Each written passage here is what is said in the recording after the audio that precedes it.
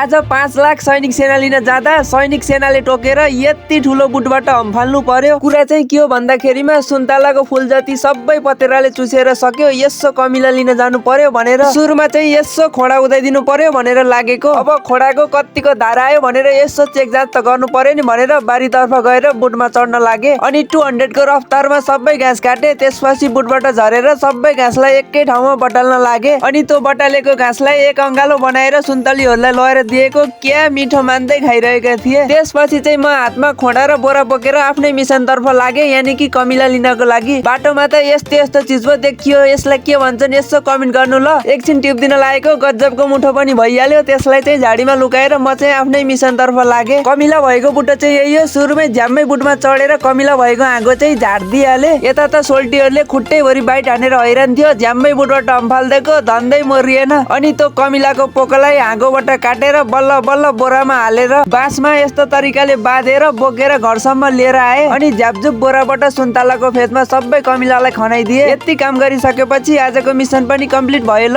आजको लागि यति नै। जय नेपाल।